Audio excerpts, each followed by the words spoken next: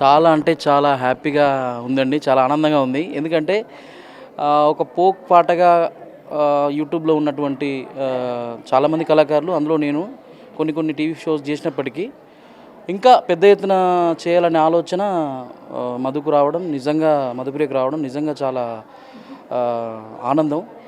చాలామందికి ఇందులో అవకాశం ఇస్తూ ఒక మంచి స్టేజ్ పైన ఇంటర్నేషనలైజ్ రేంజ్‌లో హాలీవుడ్ రేంజ్‌లో అక్కడున్న సౌండ్ క్వాలిటీ కానివ్వండి ప్రతిదీ అలాంటి స్టేజ్ పైన పాడాలని ఏ సింగర్‌కి ఉండదు, ఏ కళాకారునికి ఉండదు.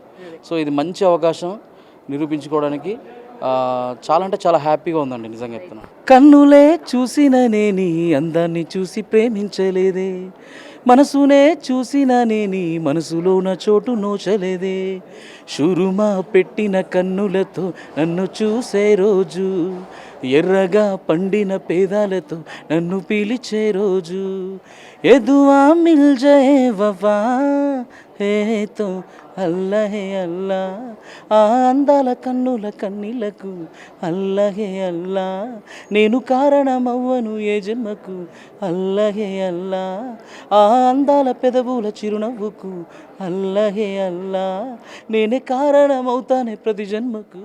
ఈ పాట రియల్గా ఎవరి దగ్గరైనా పాడారా? పాడే అవకాశం వచ్చిందా? ఎవరి దగ్గర అంటే అర్థం కాలే. ఎవరి దగ్గరైనా అంటే ఆ మాత్రం అర్థం కాకుండా ఉంటుందా? లేదు లేదు లేదు ఈ పాట అంటే స్టేజ్ పైన వాడినా, స్టూడియోలో వాడినా అన్ని నాకు అవన్నీ వద్దు. మీరు పర్సనల్గా ఎవరి కోసమైనా పాడారా? లేదండి. పర్సనల్ ఎవరి కోసం పాడలేదు. ఇదంతా ఆడియన్స్ కోసమే వాడాను. అందరికి అంకితంగానే వాడాను. అంతే. అది చాలా డిసప్పాయింట్ చేస్తున్నారండి అసలు. చెప్పట్లేదు ఎవరు. అలాంటిది ఏం లేదండి. ప్రేమ పాటలకు కేర్ ఆఫ్ అడ్రస్గా జనాలు ఇచ్చారు. అది మనం తీసుకోవాల్సిందే కావాలి.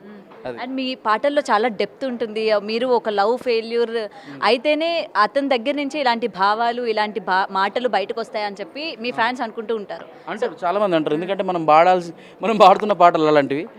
సో అట్లనే అదొక్కటనే కాదు, అన్ని విధాలుగా నేను ఫోక్ గుణంగా సాంగ్స్ పాడుతున్నాను.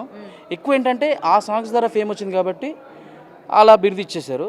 సో అన్ని జోనర్స్లో నేను ఇప్పుడు టచ్ చేస్తూ ఉన్నాను. ఇప్పుడు డిఫరెంట్ స్టైల్లో కూడా వేరే లాంగ్వేజ్లలో కూడా ఆల్బమ్స్ చేస్తూ ఉన్నాను.